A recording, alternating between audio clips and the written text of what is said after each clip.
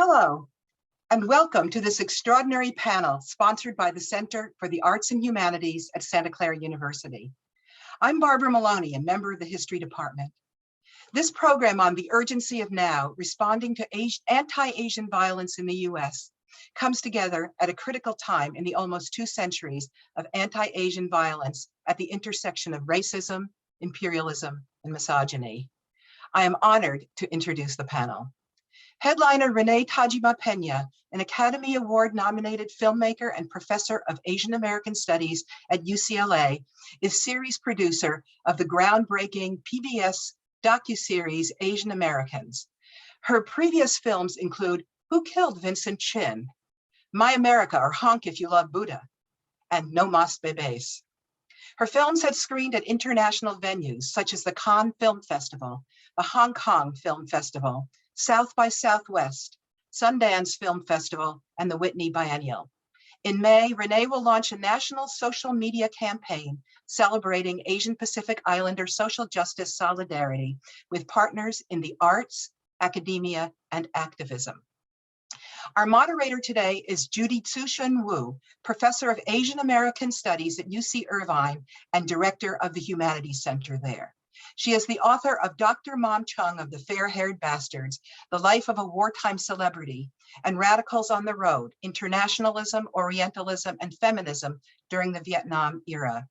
Her current book project, a collaboration with political scientist Gwendolyn Mink, explores the political career of Patsy Takemoto Mink, the first woman of color US congressional representative and the namesake for Title IX. Judy Wu also is working on a book that focuses on Asian American and Pacific Islander women who attended the 1977 National Women's Conference. She co-edited Women's America, Refocusing the Past and Gendering the Trans-Pacific World. Currently, she is co-editor of Women and Social Movements in the United States, 1600 to 2000, and she is co-president of the Berkshire Conference of Women Historians. Santa Clara University's panelists include faculty members from the English Department, the Ethnic Studies Department, and Counseling Psychology. Julie Chang is professor of English and associate dean of the College of Arts and Sciences. Her publications include the books Inhuman Citizenship, Traumatic Enjoyment and Asian American Literature, and Quiet Fire, a historical anthology of Asian American poetry, 1892 to 1970, as well as several articles on Asian American literature and film. Her current work is on Asian Americans and popular music. James Lai is professor of ethnic studies with a courtesy appointment in the political science department. His publications include a 2011 book, Asian American Political Action, Suburban Transformations, and a forthcoming book, Asian American Connective Action in the Age of Social Media. His article, Revisiting Pan-Ethnicity, Emerging Political Contours of Asian Pacific American Politics, was just published in the journal PS, Political Science and Politics. Sherry C. Wang is an associate professor in counseling psychology at Santa Clara University. A licensed psychologist, researcher, and anti-racist educator, her worldview is influenced by her bilingual and bicultural background as a Taiwanese immigrant and Asian American. Her scholarship is rooted in advocating for the voices of underrepresented groups, and she focuses on the ways in which sociocultural determinants contribute to ethnic, racial health disparities. She is the co-chair of the Asian American Psychological Association's Division on Women and chair of the American Psychological Association's Committee on Ethnic Minority Affairs. I'm also pleased to announce that on April 29th from 12 noon to 1 p.m., Sherry Wang will interview Helen Zia, a prominent journalist and the leading activist in the Justice for Vincent Chin movement. That program will be sponsored by SCU's Office of Diversity and Inclusion, and more information and registration will come later. And now, welcome to today's informative and inspiring program.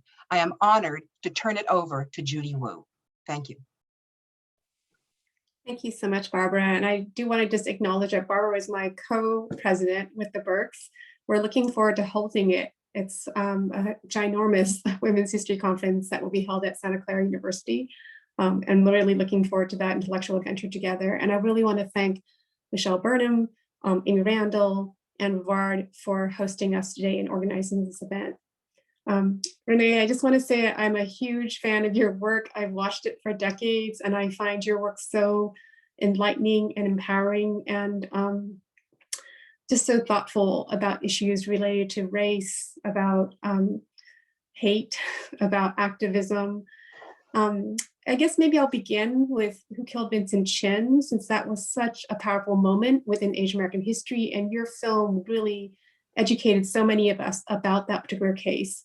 And I love the title of the film because in some ways we know who killed Vincent Chin. There were these two out of work white auto workers, but it's also raising the question, the culpability of the state in not fully prosecuting these individuals, letting them get off with a $3,000 penalty. So I was wondering if you can maybe begin by talking about that film and that case, and perhaps some parallels that you see today with what's been happening with Atlanta. Thanks, Judy and Barbara. Barbara was my old teacher in college. So it's a pleasure to be here.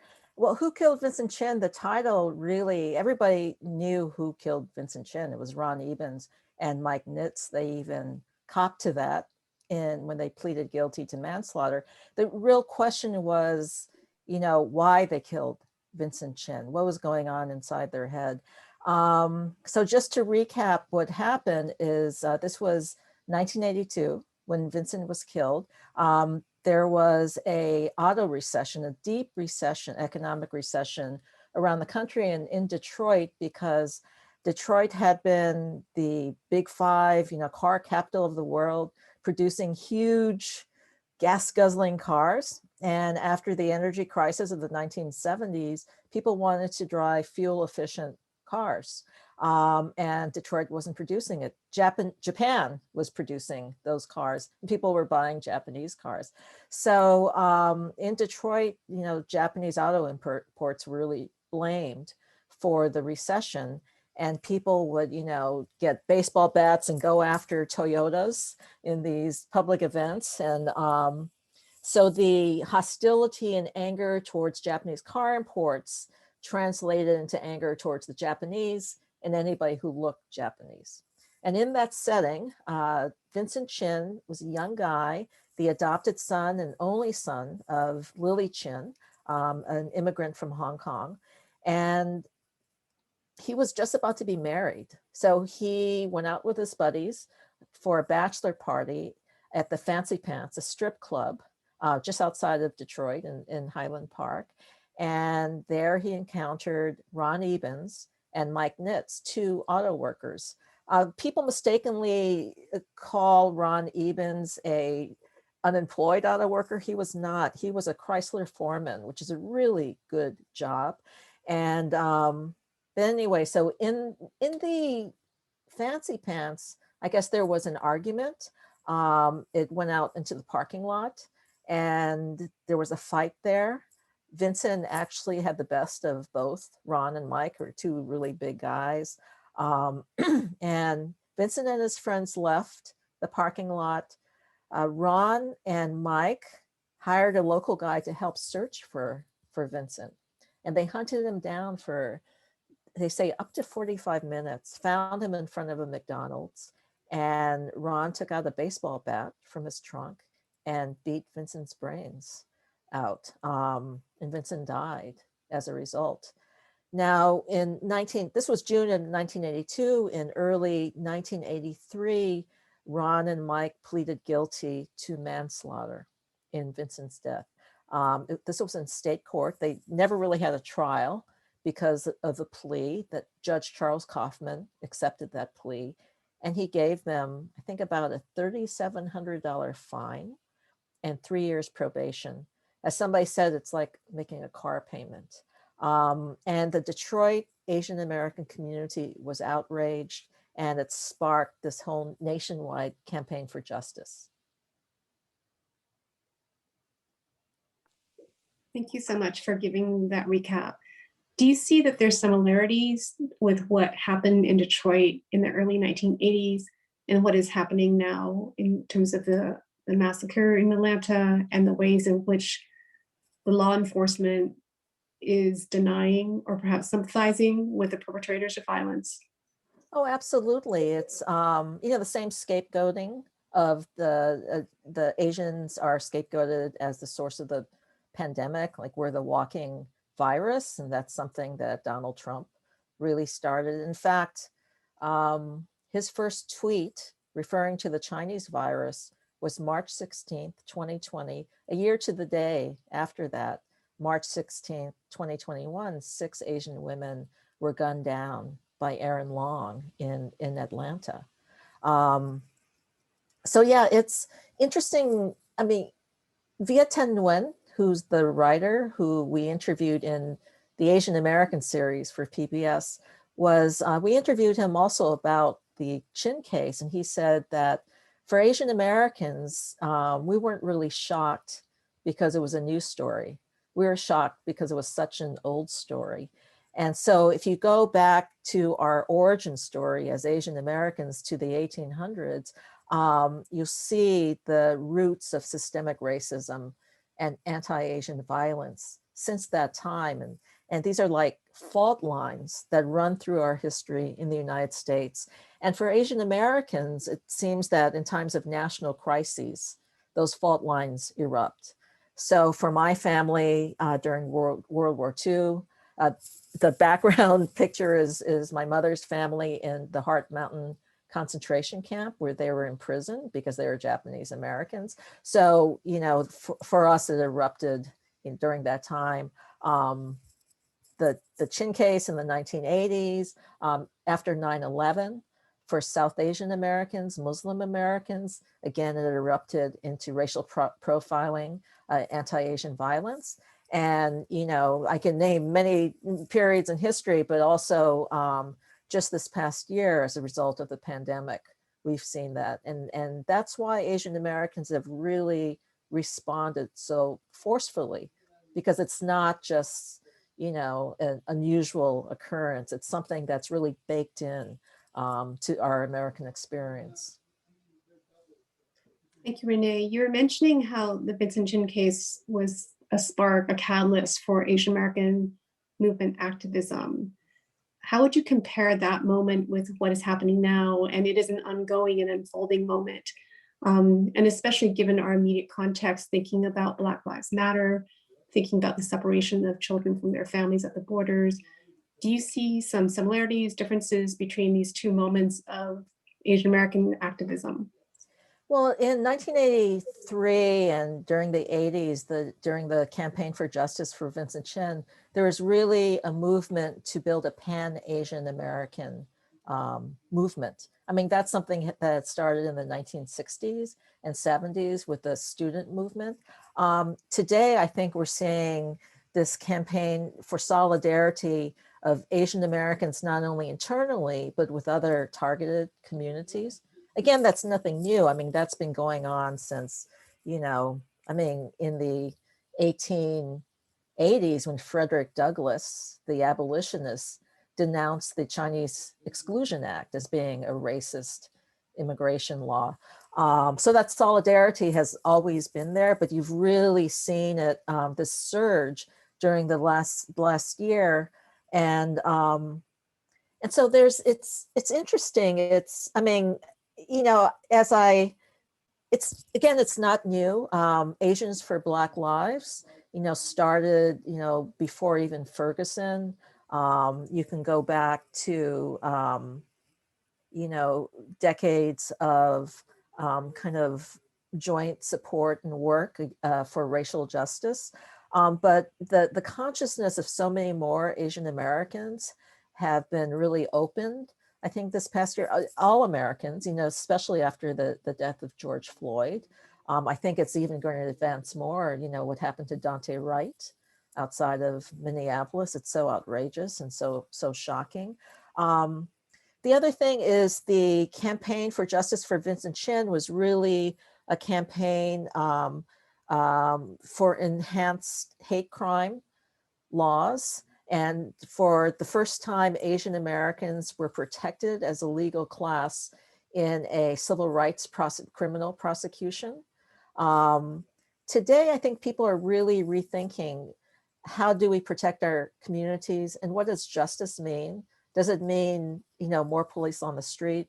Does it mean, longer prison sentences? And I think that's what Asian Americans are really grappling with, that one, our community is not just people who look like us. Our beloved community are, inclusive of all these communities. So what affects us, what affects them affects us.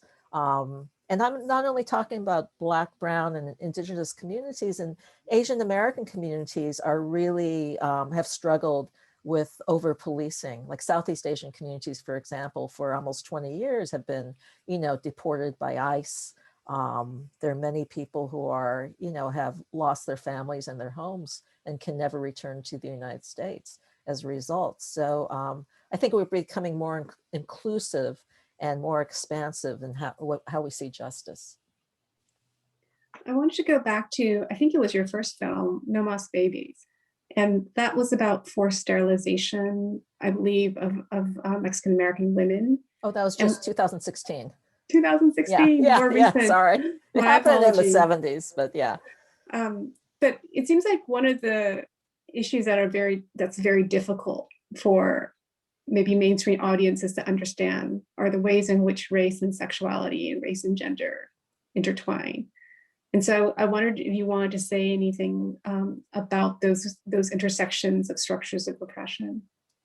Yeah, it's, again, just in the way, if the 1619 New York Times project, Nicole Hannah-Jones looked to the origin story, really, to kind of follow this trajectory of how slavery and the legacy and residual legacy of slavery still shapes the lives of African Americans today. I think if you look back at Asian Americans in our origin story, when we first began migrating in large numbers in the mid 19th century and the late 19th century, you can see how the roots of systemic racism, was really solidified during that time.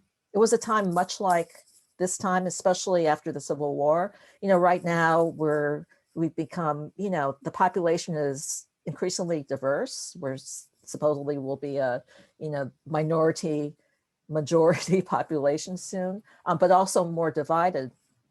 So if you take the late 1800s, you've got all these new populations in the body politic of non-white people. So you've got freed, formerly enslaved Blacks, Chinese immigrants, then, the people of the tribal lands in Mexico that we had seized, but also new colonies in the Caribbean, Puerto Rico, et cetera, in the Pacific, Hawaii, Guam. I mean, the Philippines was, had a huge population at that time. And all of a sudden, everybody's a part of the United States. And Americans really asked, like, are they us now? Are they Americans? What do we do with these people? Are they going to vote? Are they going to bring their families? Are they going to have families? Are they going to go to school with our kids?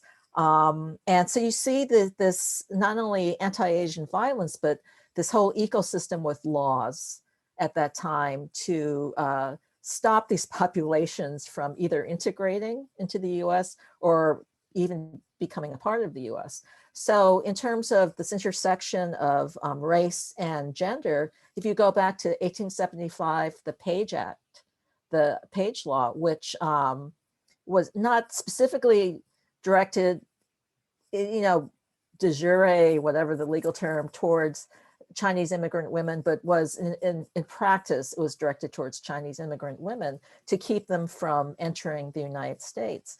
And Chinese women in the US, I mean, they were seen as being prostitutes, bearers of disease, the expendable. Even the American Medical Association at that time released a statement that warning Americans that these Chinese women, Chinese people were immune from these diseases, but the Chinese women would bring the diseases, infect white men, and white people were not immune. These white men would be killed by, these Chinese who were women who were like the walking virus. And so that hypersexuality, that image of hypersexuality, expendability, the other, the walking virus, that resonates today, in the pandemic. And that's why, March 16th, after Aaron Long gunned down those 6 Asian women, the morning after, the spokesman from the Cherokee County Sheriff's Department, he gave a press conference. He said he talked to Aaron Long and had nothing to do with race, and Aaron just had a sex addiction, and that's why. And that's why Asian Americans called BS, because we remember the Page Act. We know that whole history of, the way Asian women are perceived.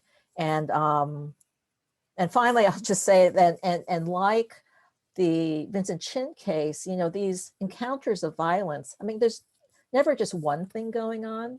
There are usually other, several things or a lot of things going on. And we knew that in the Atlanta shootings, race and gender were, a part of those murders. Thank you, Renee. I really love your film, My America, or Honky V Love Buddha. I love the premise of you driving around the United States in your minivan and exploring different Asian Americas. I was wondering if you might want to talk a little bit about what does it mean to be Asian in the American South? What might be unique to some of those circumstances? Well, it's a newer community. So when I was filming that in the 1990s, there were very few Asian Americans in the South. But in the 1990s is a time when you really saw the growth of the Asian American population, which started after the 1965 immigration reforms. But, people who immigrated in the 70s and 80s, and they were having children, those children were growing up. And so those populations continued to really bloom. I think today what's been great is, these communities are, they were always even kind of marginalized by Asian Americans, but they've just become leaders in many ways. If you look at Georgia, for example, there's been years and years of organizing in Georgia among Asian Americans and in solidarity with other communities. And so you can really see those results in the 2020 elections. They flipped Georgia. They're really changing the state. I think you're seeing that in other places in the South and also the Midwest. So they're, we're looking to them in many ways for leadership. Of the kind of strategies and the solidarity. Thank you so much, Renee. I want to talk to you about the Asian American series, but I wonder if maybe my Santa Clara University colleagues might want to also join the conversation, and maybe I'll end with a question about the series. So I want to invite Dr. James Lai, Dr. Julie Chang, Dr. Sherry Wang, if you'd like to join our conversation. And I was wondering if you might want to just begin by sharing how you yourselves are reacting to what's been happening politically, how it's impacting your teaching, how your research in these areas have shaped the way you're thinking about our current events. I don't know who would like to go first. Maybe I'll go alphabetically. So if Dr. Chang, if you'd like to begin. Thank you, Judy. Thank you, Renee. I'll say a little bit more about this. And I also prepared a short presentation. As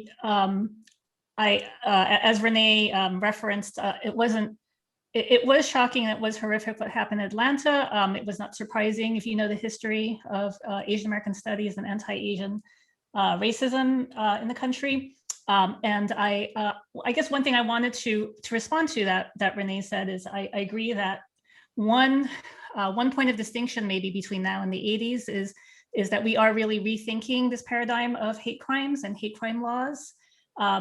rethinking, as Renee said, how to protect our community, thinking about how we keep each other safe, mutual aid societies, bystander and upstander trainings. So I think it's been important for us as Asian Americans who are active to, especially with the recent news as well coming out about Dante Wright, to be very cognizant about not playing into arguments for increased policing, given the anti-Black violence that's been perpetrated so much. So I think a lot of us are really critiquing these paradigms of hate crimes. So many people after the police spokesman statement following the Atlanta shooting were saying, how could you say race and gender have nothing to do with this? How can you say this is not a hate crime? And part of this is just that the very limits of what we consider to be a hate crime. One thing is that it's not just, oh, I hate this person and therefore I'm going to commit this act. But that, as we've been saying, that race and gender oppression are very systemic, and they are very baked into the system, as I think Renee said too. They're very business as usual. It's not just exceptional. It's not just a spectacular hate crime. The sociologist Tamara Knopper also cautions us against fitting too many things into the paradigm of Stop Asian Hate, in the sense of we have to be careful not to contribute to the appearance of a crime wave that therefore then calls for increased policing. So, and I guess one interesting, I think, contribution of Asian American studies is that the writer Frank Chin and some others during this period had this phrase "racist love." That it's possible, that it's possible to appear to love a quote unquote racial minority. It's not just hate. That's something that we have to fight against. Thank you so much. Dr. Lai, would you like to chime in? Yeah, I just want to just chime in about the idea of hate crimes and some of the challenges that exist in trying to prove a hate crime. In California, we have a hate crime law that says real or perceived. And so you don't have to be a member of that particular community. And that's the perceived part. And the challenge is really that it's the prosecution that has a proved motive, not the defense. So whoever is being charged with a hate crime, and as you can imagine, very few prosecutors go after criminals who have committed felons where, for a hate crime. And they are not laws by themselves, to be clear, they're enhancements. So you get charged with a felony, second-degree manslaughter. And then if you could prove motivation, again, on the prosecution side, then it results in additional years. And I think that is some of the things that we have to consider, whether those kinds of policies really make sense from the Asian American point of view. The other thing I want to just bring up is the issue that is a hate crime versus a hate incident. We know, based on Stop AAPI Hate, 70% roughly of the incidents that have been reported have been things like verbal harassment, which in many ways don't meet a hate crime. But to me, this is the distinction that I've always argued with people in policymaking, is that we should not downplay hate incidents as well. Because as we know, what's happening today, a majority are hate incidents, and they can fester and create other kinds of things like what we saw in Atlanta, unfortunately. And to me, they're interrelated. And so those are the other things in terms of classifications that I think we need to be aware of. If I can just kind of shift to now kind of my own personal influence with regard to what's happening in the pandemic. And as an Asian American Studies faculty member, I am a social scientist who's interdisciplinary trained, so I study political behavior. And one of the things Renee got us thinking about with Vincent Chin, and I thank you again I learned Vincent Chin when I was a junior in college. And after watching Renee's documentary, Who Killed Vincent Chin? And it has shaped me in so many different ways. So when I teach Asian American Studies for my students who I've had the pleasure of teaching the last 21 years at Santa Clara University, I end my introductory to Asian American Studies class with violence against Asian Americans, because to me, this is the issue that I think can transcend all the differences within the Asian American community. And it's the one issue that I think can mobilize the community.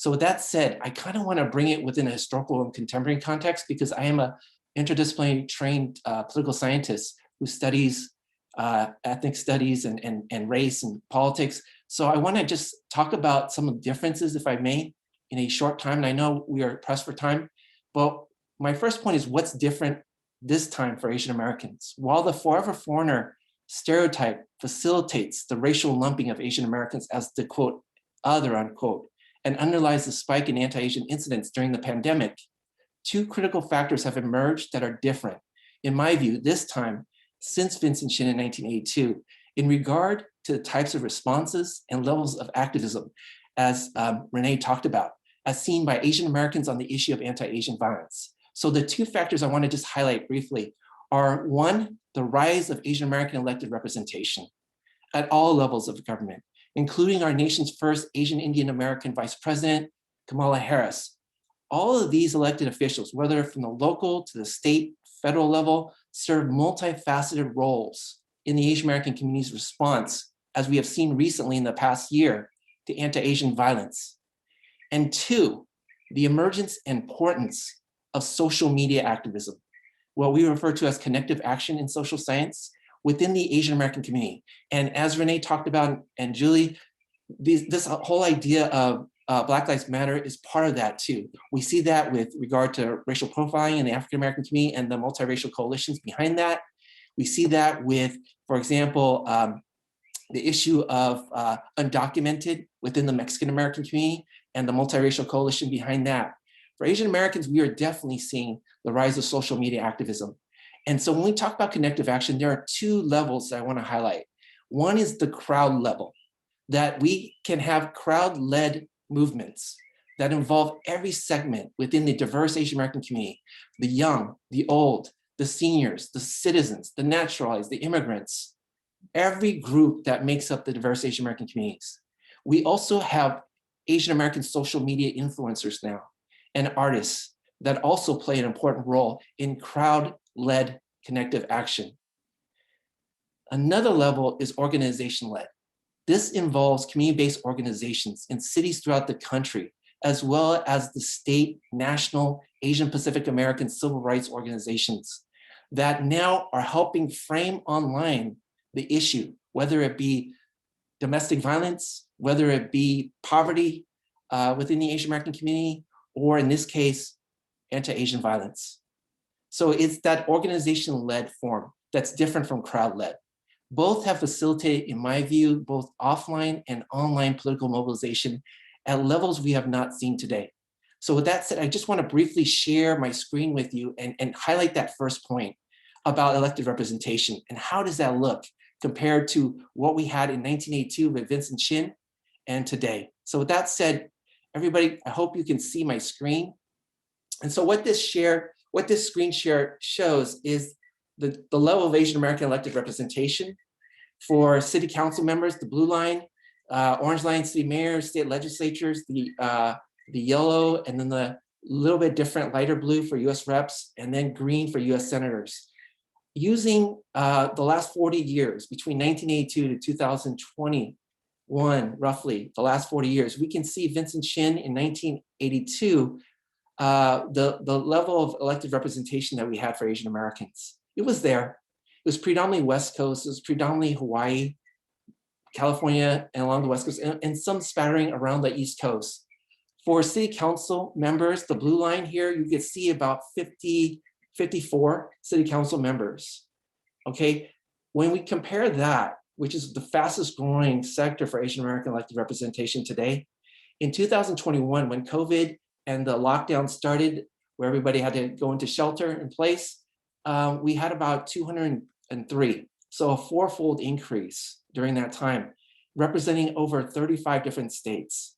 City council members of Asian Pacific Islander descent representing over 35 different states. In terms of the second largest category, which is state legislatures, we have 153 today compared to about 50 during Vincent Chin. And I don't have time to go into all the multifaceted roles, but one of the things that is taking place is that they are really, really serving an important role in the Asian American community when it comes to, what our I won't say by name, our past president has normalized, has racialized, and has politicized the virus, the pandemic. And we know that.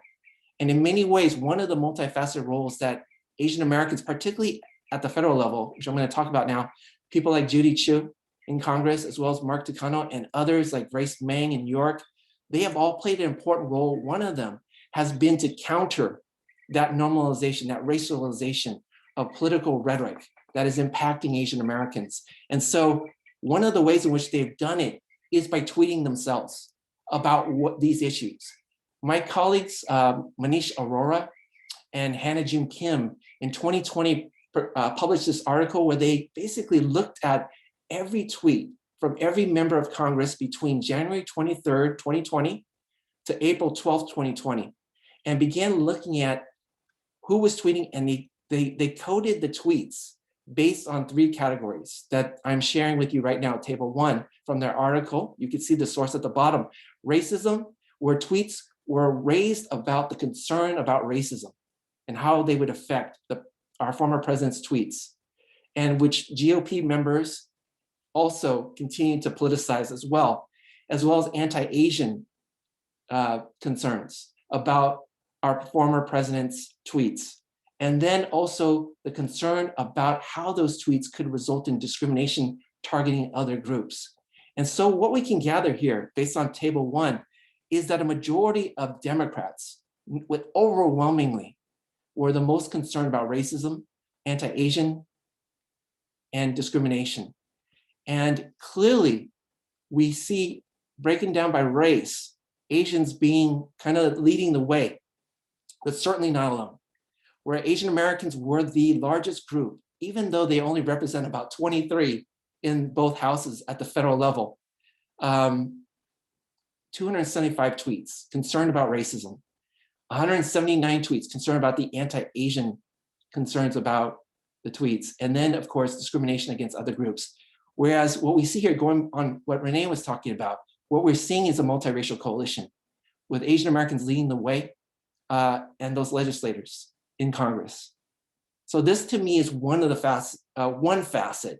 Another facet is at the state level, we see Asian Americans, for example, in California, just recently, on February 24th, 2021, California legislatures, a multiracial coalition, basically signed off on a $1.4 million agreement to have more state funding to document and record anti-Asian hate crimes.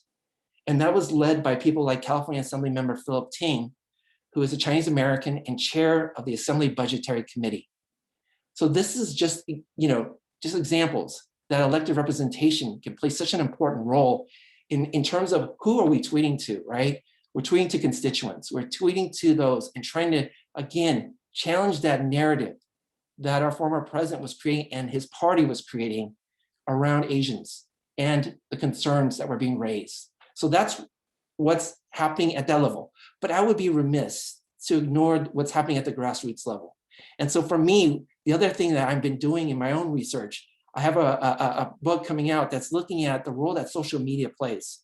Because one of the arguments I would make is that Asian Americans, like other minorities, are the most digitally connected racial group in the United States. This slide shows the degree in which Asian Americans have 95%, the highest of any racial group with regard to the use of the internet. 84% of Asian Americans have broadband at home, and 91% have a smartphone. And these are the other groups. For whites, 87, for African Americans at 81, and for Latinx at 82 with regard to the use of the internet. And that's really, I think, changed, again, going back to this idea of connective action, changed how we do political participation. You don't have to be a registered voter. You don't have to be limited English proficient. You don't even have to be, naturalized, right? You could be of any age, any segment within the Asian American community, as long as you have access to the internet. But it's not just having access to the internet. I would argue it's also motivation. And no issue really impacts the Asian American community more than hate crimes. That's enough motivation right there. And so what we're seeing are unprecedented levels of connective action in terms of crowd-led. And I'll share with you one example of that. And when you think about communities, right, it's really going beyond just one community when it comes to social media activism. as long as motivation is there, you are starting to see crowd-led efforts like this. For example, just a few days ago in Des Moines, Iowa, where now this is an example of crowd-led connective action in the Asian American community, where you could have a community in Des Moines, Iowa, sharing information online, connecting those ways through their shared experiences about being Asians in America and the information that they're getting, that they can share in their own language, for example, and then can then create a collective identity that leads to a crowd. So it starts off as in one individual that through social media networks that are facilitated by platforms on smartphone, for example, then can mobilize and then to take action offline once they have created a consensus, as they have done here a few days ago, where hundreds gathered to try to talk about what it means to be Asian and educate the community about anti-Asian violence and to think about ways to address the issue. This is an example of many points that are taking shape in the diverse Asian American communities that are connected by social media and has allowed them to be active in ways that we've never seen before. And then finally, an example of kind of of organization-led social connective action is, just recently, an example is this one, Stand With Asians. And this was a New York City organization of about 15 individuals that have various partnerships. They decided instead of doing a day of protest or action, they decided to do a day of educating. And on March 26th, put together a program online that would, again, bring together the larger community in different ways to educate them about issues, and then to, again, figure out ways to take action. To me, it's important to look at this as well. And I think for Asian Americans, we're situated at a point where we might not be able to stop hate crimes because of the forever foreigner image and all the other things that are happening that Renee talked about. But also, I think, it allows us to mobilize in ways that we have not seen before. And I think that bodes well in terms of how we can try to shape public opinion, because that's what it's going to take, in my view, to stop and get people to think about Asian Americans in a different way than what they're used to, as this kind of outsider, forever foreigner, or as a model minority. Thank you so much, Dr. Lai. I really appreciate you pointing out the rise in Asian American political representation, the role of social media and political activism. In my encounters with journalists, I've also been noticing maybe the impact of Asian American studies on people who are going to journalism, the types of questions that they're asking. And so I think it is a broader arena of people who are trying to open our eyes to these very difficult issues. Dr. Sherry Wang, would you like to contribute to the conversation as well? Thank you. Yes, I wanted to say that the reason I started speaking up about anti-Asian sentiments, actually, just, I started talking about it really publicly in media starting last year around February, March, was really because I was thinking about where, for folks who are living in places where they might be the only Asian or the only, kind of Asian ethnic. And this is speaking as somebody who went to grad school in Nebraska, and then my first, faculty position was in Mississippi. I thought to myself, last year around this time, if I were living in Mississippi, I would be terrified to step foot outside my door.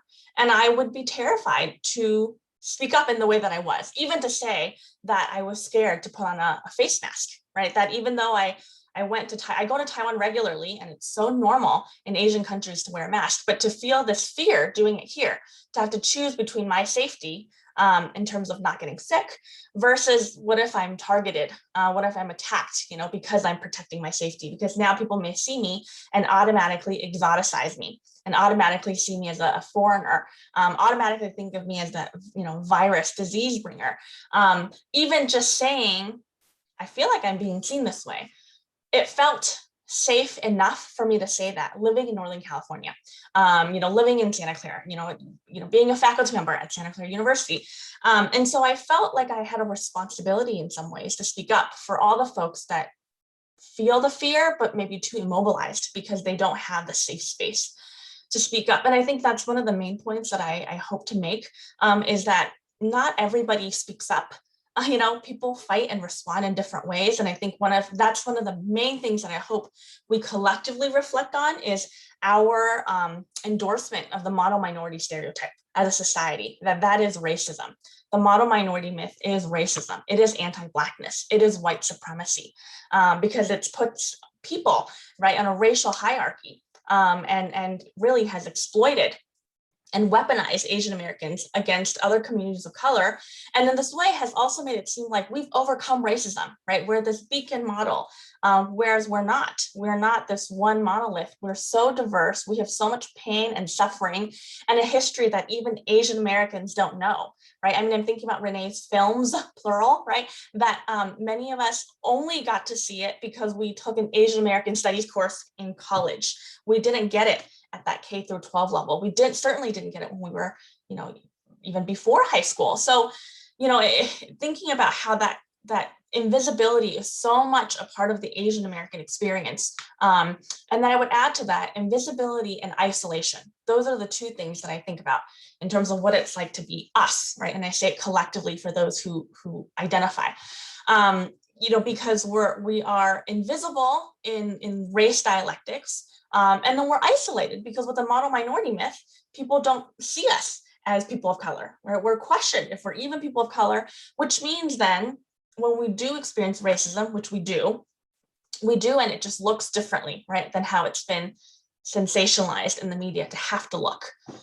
When we do, people don't take our racism seriously. Because if the assumption is you don't know racism, you're basically white, right? You're proximal to white. What do you know about what it's like to be Black?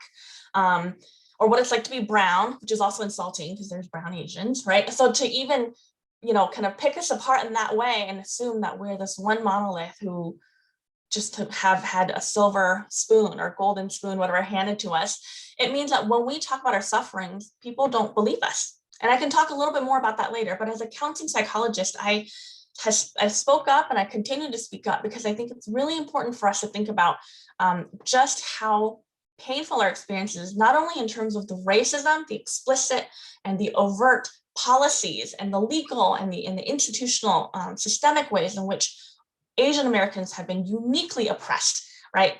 And our way is invisibility. It's kept us invisible. We don't even know our own history. And then to add more to it is that nobody believes us when we talk about it. We're the gaslighting that happens to us, and then that we internalize ourselves. And so I think, especially with Black Lives Matter happening, and with so many AAPI folks actually being not only in support of Black Lives Matter, right, but being very vocal and active, like James was saying, that Asian Americans actually are scared to talk about their own experience of racism because they think, well, if I talk about what's happened to me, am I taking away from the Black Lives Matter movement? Am I shifting the focus to me? And what about the privilege I have as somebody who's not Black, right? Who can pass in these ways as non-Black? And so we as a community also silence ourselves, right? Because of the internalized racism that we believe in and the hierarchy that we believe in, where we feel like then my suffering is not as valid as a Black person suffering, which that in of itself is racist too, right? Whose racism is worse, that oppression Olympics thing happens. So, I mean, I'm happy to talk more about it too, but that's why I speak up. And that's why I also not only speak up, I also want to make sure that we tell folks too, you can fight back or respond however you want. Speaking up doesn't have to be the only way. The most important thing is for you to feel safe. And then we can examine ways in which you can feel more empowered and help our community feel empowered. Thank you. Thank you so much, Dr. Wang. As you were speaking, I was thinking back to, I used to teach at Ohio State. And when I left California, where I went to grad school and also undergraduate, I felt like I was, falling off the edge of the earth. I actually enjoyed living in Ohio, but I remember looking around and trying to find representations of Asian Americans, Asian American women. And of course, there was an ad for an Oriental spa, right, in the local paper.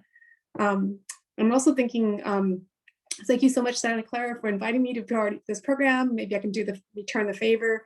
Kathy Park Hong is going to be speaking to the UCI community tomorrow. And she has a really wonderful book called Minor Feelings. And I think it's really trying to capture what you were saying, Dr. Wang, about the invisibility of Asian American racialization, the disbelief, the gaslighting. So please look for that on our Facebook page or our website. We welcome folks from Santa Clara to join us tomorrow.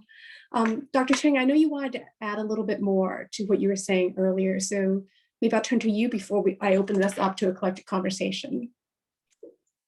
Thank you very much, and thanks to everybody for their presentations today. And you'll see there's a lot of resonance with what I want to share. Also, the organizers of this roundtable asked us to respond to these issues of anti-Asian racism from our disciplinary perspectives. And so I wrote up a presentation, and you'll hear some of the tensions that in my presentation that Dr. Wang was referring to as well. How do we center our own stories and also center other, the stories of other people of color as well. I wrote this talk about centering and decentering Asian American stories last week, and my emphasis is on stories since I'm an English professor. So I wrote this talk last week, and the horrific killing of Dante Wright since then on April 11th is heavy on my heart as I share my presentation today in grief and in solidarity with the movement for Black lives. I teach Asian American stories, and I write about how Asian Americans bend and shape language to capture flashes of time, images or affects that can't be articulated under dominant paradigms of genre and narrative. What were the stories of the Asian women and the others in Atlanta whose lives were cut short so abruptly? What had they lived? What had they survived before they didn't survive? What does it mean for their children and grandchildren and their parents and partners to now survive? What does it mean to center Asian American stories for a moment? It means to hold in one's heart and body and soul particular kinds of trauma, and also particular kinds of joy, beauty, humor, and wonder. For several moments after I read the news about the Atlanta shooting, that is all I wanted. I wanted to know about these women and their life stories.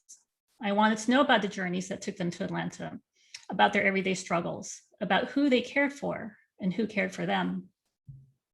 And for days afterwards, I read story after heartbreaking story about anti-Asian racism posted by friends on social media, the ordinary and the mundane kind, as well as those moments that are more brutal and exceptional. The stories spilled out.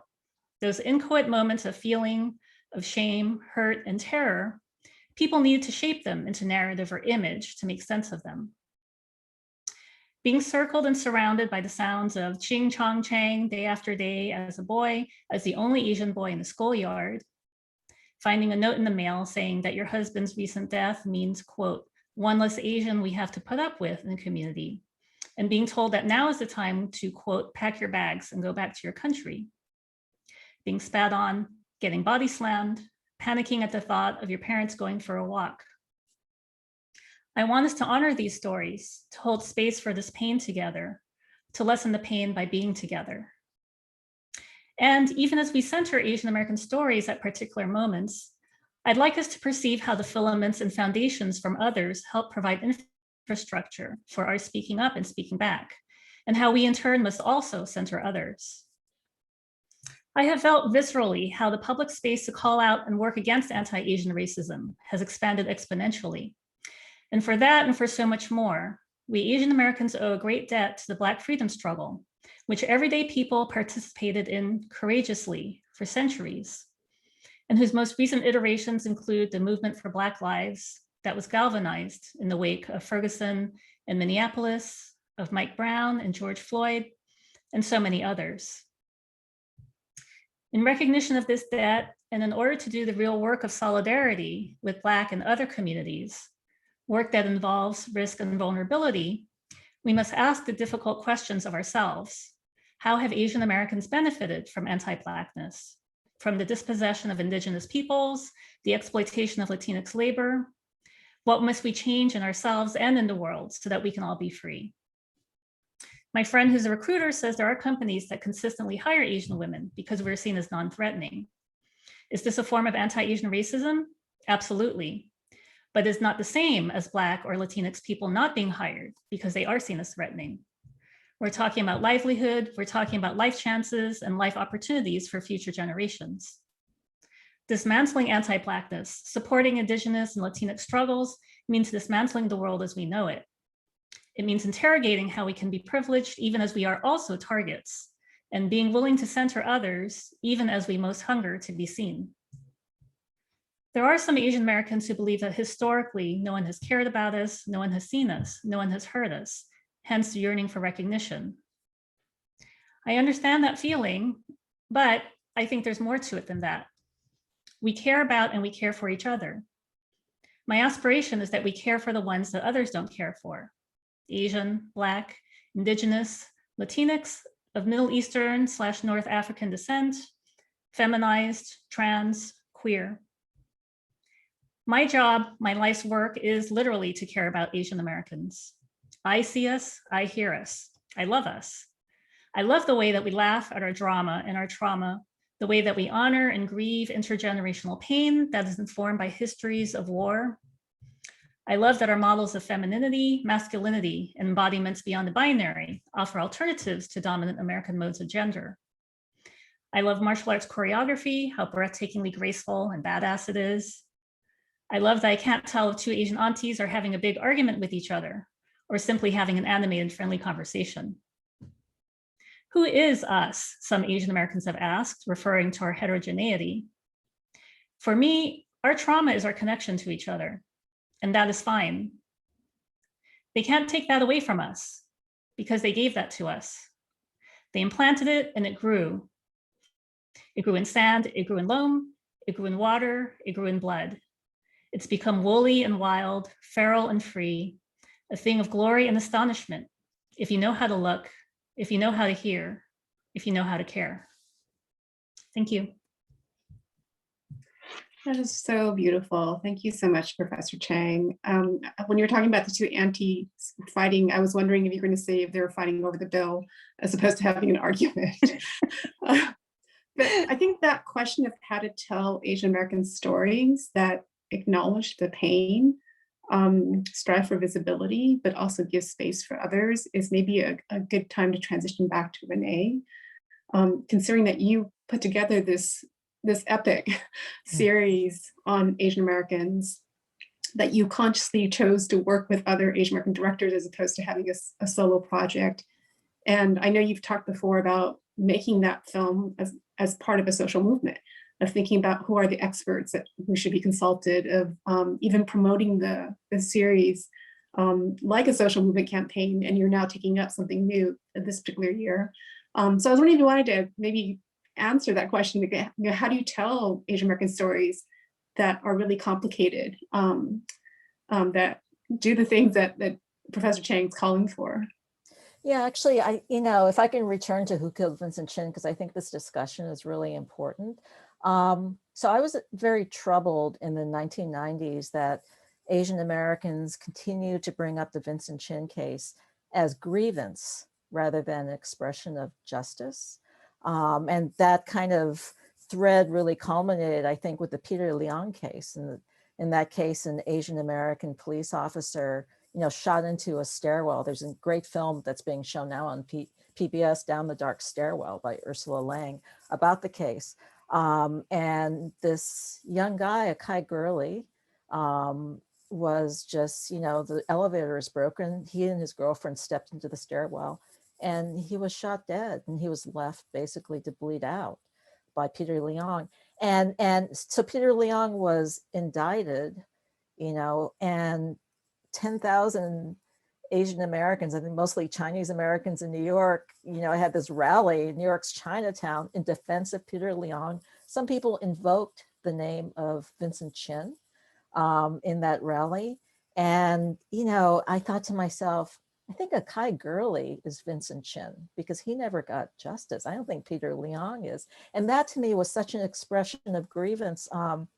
And Vincent's niece, Annie Tan, who wrote this amazing essay in Medium she got really slammed for it by even, her community, of just saying, don't invoke my uncle's name because the injustice happened, to Akai Gurley. So and the other thing that bothered me is, again, bringing up this murder in 1982, when there was this constant drumbeat all during this time of Black and brown people, brutalized and killed by police violence.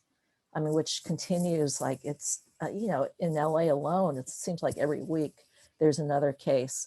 And so understanding the kind of roots of white supremacy and systemic racism, and how we are, you know, in that in-between space that Jeff talks about between white and Black and indigenous people, and the privilege that we enjoy. Yet, you know, again, we have this marker of race that we can't shed. So it's complicated, and the complication, I think, kind of reverberates in everything we're discussing, like question of policing, question of justice, you know, how to move forward. But we have to be honest with ourselves. It's like, my husband's Mexican-American, he's brown. He and my brother, they're about the same age, same UCLA graduate degree, the same kind of Dockers wearing bureaucrat, kind of mild-mannered guy. My husband in a traffic stop will not stop until he's in a lighted place, public place, like the Lieutenant Nazario in Virginia very recently. My husband won't stop because he knows he's at risk. My brother is Japanese American. He sees the sirens, he stops. You know, he assumes that, yeah, he's at no risk, that the police are there to protect him and they'll just like give him a ticket or something like that. So there are very real differences in our lived experience that we kind of have to own up to and work from, I think. Yeah, with the Akai Gurley case, I think that there were some Chinese American groups that felt that Peter Liang was being scapegoated, and I just think it's so there's no question. Of course, we're all on this panel. There's no question that Asians are targets, and at the same time, I think it's really unproductive for Asian Americans to also believe that we're completely innocent. I think just living in this anti-Black society, we really have to think about what work we all need to do to change that, and where, working against our privilege sometimes. Yeah, on the Akai Gurley, Peter Liang case, I actually have written about this, and to me, it's an example of exactly what we've been talking about. We've been highlighting this kind of in-between status, or where we're privileged and targeted at the same time, where we're visible yet invisible. I think in many ways, the Asian American positionality within the US racial hierarchy really challenges a lot of assumptions about, who can be anti-Black, right? And in many ways, we have certain class and educational as a larger group, not to buy into the minority, but there's no doubt there are highly educated, very wealthy Asian Americans. The class disparities between the 10% most wealthiest Asian Americans and the 10% poorest is one of the largest across racial groups. So we need to be clear and honest about what it means to be Asian American, and how that different perspectives of class and all the things that go with that shape our lived experiences. And in that case, for those Chinese immigrants, I can understand why they were frustrated in some degree, because they have felt targeted. But it's like, what is exactly that they're upset about, right? What is it that they're saying? Because one of the slogans in that case was 2 victims, 1 tragedy. To me, there was only 1 victim, because that's that victim that can't wake up the next day and be with his daughter or his partner, and that's Akai Gurley. Peter Liang got what arguably he should have been charged with, which was second-degree manslaughter. And the fact that he never really served a long prison sentence because the judge had reduced it to several hundred hours of community service, who happened to be also an Asian American judge, goes back to this, again, a privilege of sentencing. One of the things I gotta say with regard to the Peter Liang trial, and it goes back to this, is the tweet that one African American had tweeted. And basically he talks about Asian privilege and white privilege. And he put in the tweet, basically, white privilege equals kill an African American man, never see trial. Asian privilege, kill an African American man, see trial, never go to jail. So it's those differences, I think, that exist between Asian Americans. We need to acknowledge that if we're going to build those bridges and find those common interests. And I think that, unfortunately, that is a work that we need to still work toward. Dr. Wang, I don't know if you wanted to chime in. I actually had a question about social media activism, especially the mobilization of very conservative members of the Chinese community, but also other Asian communities as well through social media. I'm just curious about what you think of that particular phenomenon and that also formation of political activism. I definitely think it's happening. And that's the thing we have to understand, right? The Asian American community is so diverse since Immigration Act of 65. It's really changing things. And so we can have competing Asian coalitions that are challenging each other in different ways along the ideological spectrum. So that kind of happened in the Peter Leon case. Thankfully, we're not seeing it happen now with the activism that's happening around anti-Asian violence. But clearly we saw that in the Peter Leon case, where you had Asians for Black Lives mobilizing with Latinos and African Americans and white progressives to call for justice for Akai Gurley. And then on the other side, you had those Chinese conservatives that clearly who felt they were targeted and working with others that were Blue Lives Matter kind of folks. And to me, this is something that we need to come to grips with if we're going to really try to move that needle along a lot of social justice issues, including our topic today. But thankfully, we have not seen that to the same extent. I don't agree. I think we have seen it in really on steroids this, recently.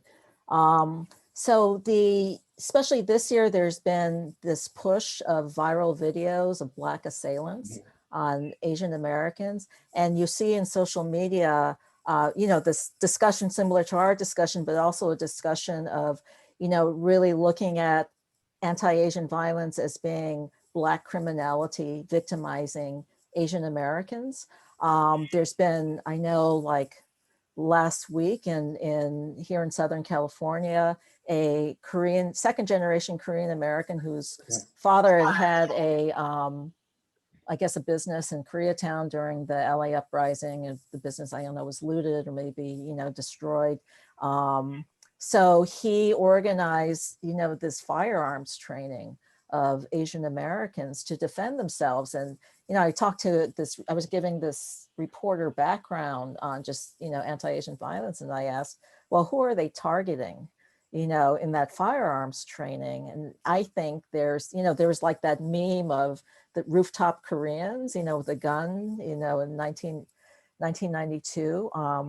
I think you really see that, and you see that idea of Black criminality, Asian American victimization feeds into the call for more policing. On the one hand, in Asian communities, like, my mother they want to be protected, and they see the police as providing that protection. I mean, that's a really complicated question. But then on the other hand, it's feeding into the whole attack on race conscious kinds of solutions. You had, after the Atlanta shootings, the congressional hearings on anti-Asian hate. Young Kim and Michelle Steele, the two Asian American new congresswomen, spent most of their time talking about how affirmative action is discriminatory towards Asian Americans. They weren't talking about the violence towards Asian Americans and, how it was, supercharged by the GOP and by Donald Trump. So it's like a real ideological battle that is, I think, continuing. I think this phenomenon of right-wing or conservative, Asian American political organizing, I think there's been some really interesting debate within Asian American studies about the extent to which, we want to use or how useful terms like white supremacy are, because, of course, in this country, white supremacy is that's the founding, and the infrastructure of this country. And at the same time, there are people of color who, some people would say people of color internalize white supremacy, but I think in many ways you could say just, anti-Blackness is more precise, because there's also global anti-Blackness. There's anti-Blackness that's, endemic to other countries besides the United States. So it's, it's interesting trying to analyze these kinds of phenomena. On the one hand, it's true what so many of you have talked about. There's historically been this solidarity between Black, Asian, and other communities of color. The 60s, the 80s, all through today. And then at the same time, there, because of the heterogeneity in Asian American communities, there's also like a lot of fracture as well.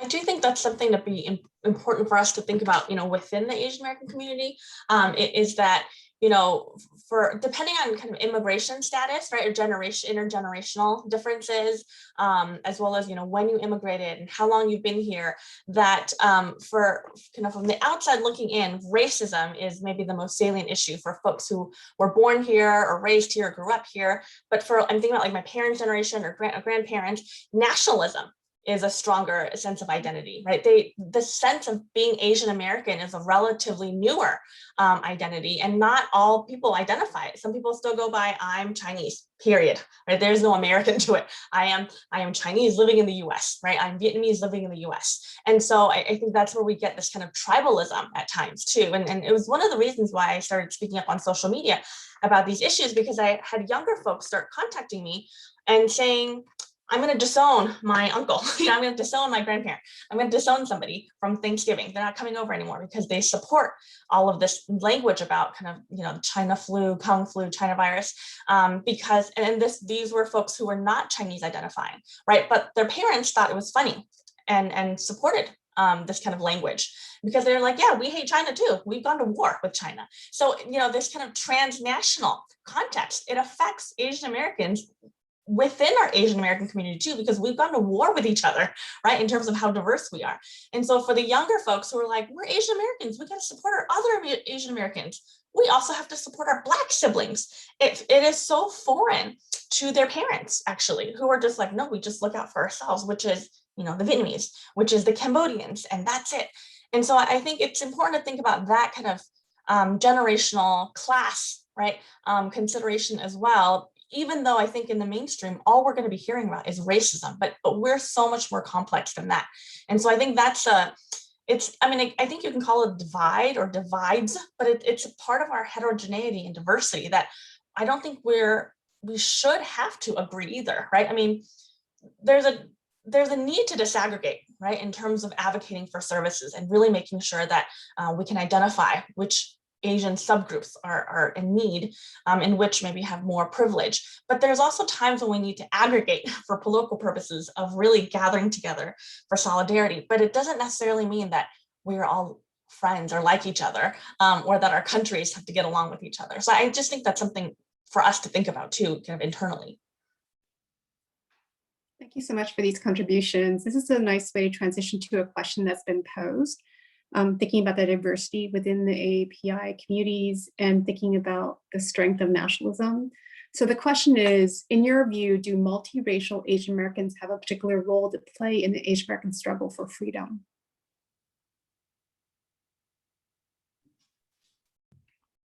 Multiracial meaning mixed race, I'm interpreting, is that?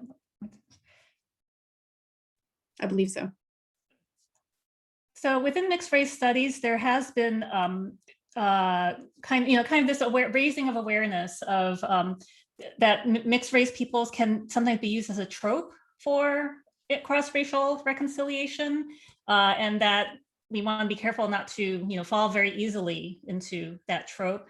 Having said that, there may be something about the lived experience of being part of multiracial extended family, and seeing how things play out, that I think would be could be useful to share as experiences.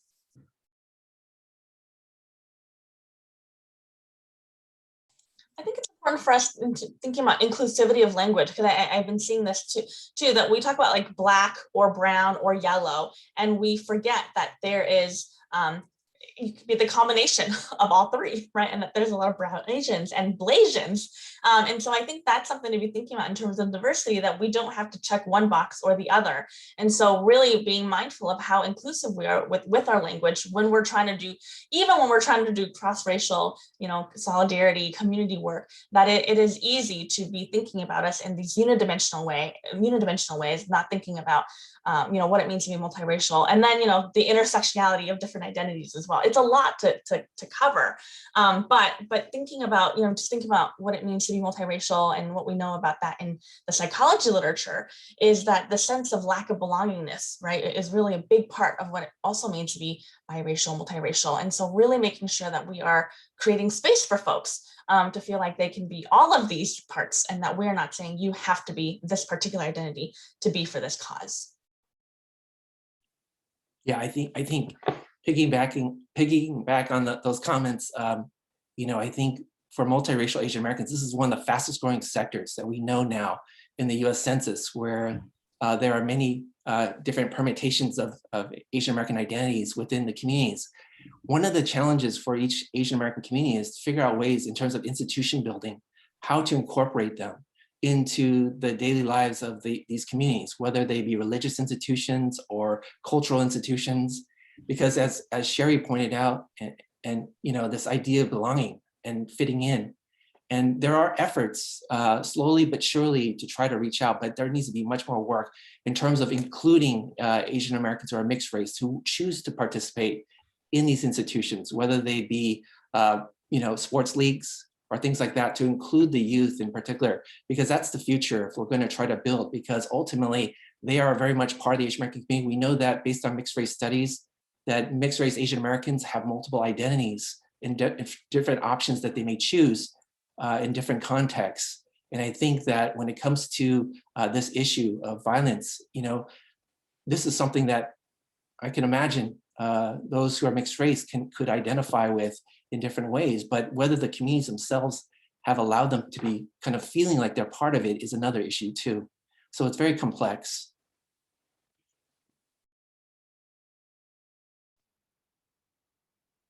Renee, I don't know if you wanted to chime in on this question, especially since you've talked about your partner being Mexican American. You've done film work that's focused on kind of communities outside of your own. Any thoughts about this? I have nothing scholarly to say. I mean, just personally, it's because our kid is Mexican and Japanese, and because he presents more Asian than Mexican, he used to have to drag my husband down to school to prove that he was half Mexican because the other kids didn't believe him. And so I can just say viscerally, in this past year, sometimes I find myself as a mother breathing a sigh of relief that he presents as Asian, especially after like Andres Guadardo here in Gardena was shot by the police, in front of that auto body shop, shot in the back. I thought, when my kid goes out, he's a little safer because he presents Asian. Now I'm not so sure, because if he presents Asian, maybe now he's at a little more risk. So things are getting much more complicated now. I did want to come back to your series, Renee, because it is such an incredible feat. And as I was saying before, you really consciously thought about prioritizing Asian American filmmakers and doing it as a collective. And could you say a little bit more about why it was so important for you to have that particular vision for the series? It's not only my vision. I mean, I've been working with Center for Asian American Media and the whole Asian American independent film movement for almost 40 years now. And it really is this fight to tell our own stories. And I think you see that in all of the Asian American literature and cinema. And, more recently, it's taken the form of Decolonize the Documentary, because if you look at the documentary, there have been kind of these two tiers of filmmaking where you have these very high profile films, documentaries, often about people of color, but made by white filmmakers. And, there's been, some of them are very good, some of them are extremely problematic, coming in as outsiders. I can say, like, in the public media, the PBS system, the tradition of these kinds of history documentaries is they have their pool of generalists who will, you know, like Ken Burns is going to make a series about Muhammad Ali that's going to be out this year. And then they just kind of you know, do whatever the story they want to do. And so for the Asian Americans, I thought, no, we want people who know what they're talking about to make these films. Not only people who are, you know, racially or ethnically Asian, but people who have really had an investment in the Asian American story and knows about the Asian American experience. And so that was, you know, the team we gathered. It wasn't all Asian American, but we had, you know, one of our executive producers is Jewish, two of them, and another consulting producer, Mark Jonathan Harris, who started his career many years ago making Welga, which was about the formation of the United Farm Workers and the grape strike. We used his footage in the series, but he also has this whole history of, you know, standing up for racial justice and has mentored just a lot of Asian American filmmakers over the decades. So it's, but telling our story from our own perspective was so important because, you know, we did get pushback from within the system of, you know, the model minority myth is such a strong drug, even for nice liberal PBS types. And I remember in early cuts, suits would sometimes tell us, you know, why are you talking about colonialism and racism? You know, this is about Asian Americans, and, you know, it's going to turn off our audience if you, and can you imagine last May when we premiered that series, if we had made some saccharine, you know, retro filtered kind of film about Asian American inventors and, you know, success stories of Asian Americans, we would have been laughed out of existence. You know, we would have had no relevance. But because, you know, this team, which of all like really oppositional Asian Americans, and I have to say CAM, the Center for Asian American Media, which has been fighting the good fight for 40 years, like really came out strong and said, no, we've got to do it this way. So the series was a result of decades of organizing, I would say. And also the most recent kind of iteration of that is ADOC, the Asian American Documentary Network, which now has like 800 Asian American documentary filmmakers from all around the country. That's something that two of the producers on the show, Grace Lee and Leo Chang, you know, launched in 2016, and to fight, you know, to advocate for Asian American filmmakers.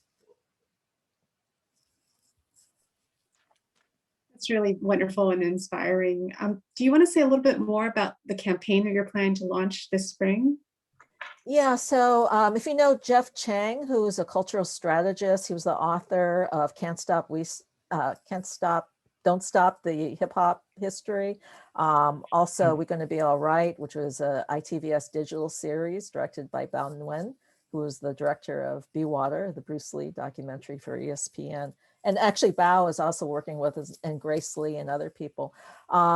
We were so alarmed last month in March about these viral videos and how it's feeding into this idea of anti-Blackness, which, by the way, Melissa Borja, who is at University of Michigan, has done a study of anti-Asian racism. And she said, well, you know, despite the narrative, the vast majority comes from white people. And, you know, African Americans are actually very small. So we're partnering with her as well on the data. But we were really alarmed about that narrative that was emerging.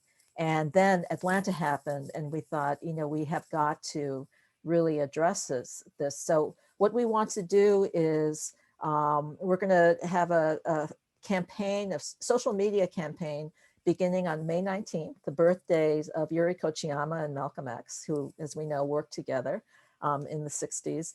And we'll have 14 days. We'll be pushing out video content, social media posts that really celebrate this whole legacy from back to the 1800s of interracial solidarity with Asian Pacific Islanders.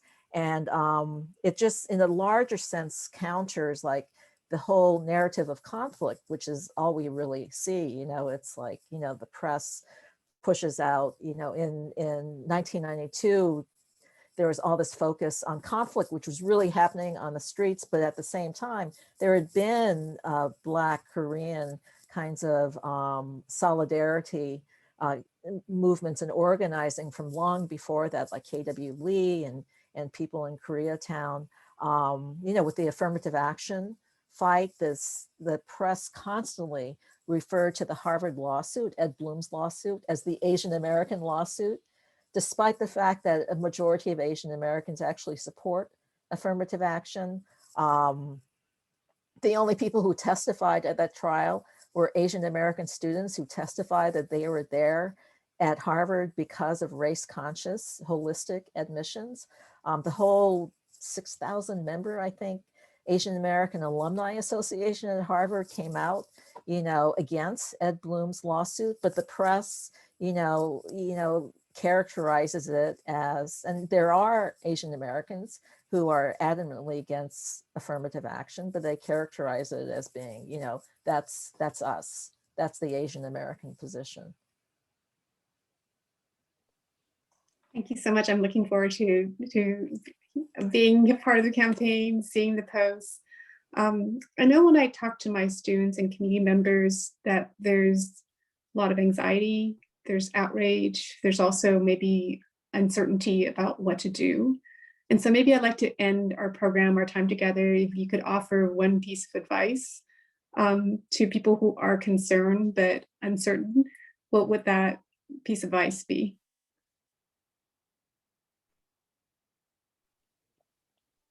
If I can get us started, I would suggest each and every one of you in the audience who has access to social media, who has the political motivation to share information, to tweet about your concerns, and to try to shape public opinion that way. Because I think what's happening is, this strand of the forever foreigner or the permanent alien has continued to run throughout history since the beginning of Asian America in the mid 1800s, and is fueling a lot of this anti-Asian incidents and violence that we're seeing, unfortunately, today, to try to move the needle that way with public opinion, because we know that it's those tropes that have been with us, as Renee talked about with the model minority or the forever foreigner, and that we've got to try to change that. One or two incidents aren't going to change that. We have to continue that. And I think that is something that can slowly but surely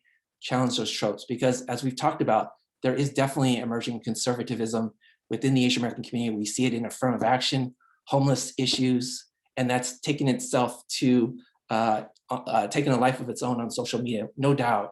But I think for Asian Americans to kind of counter that in terms of a progressive movement, we need to continue to keep tweeting and keep sharing that information and doing things offline as well.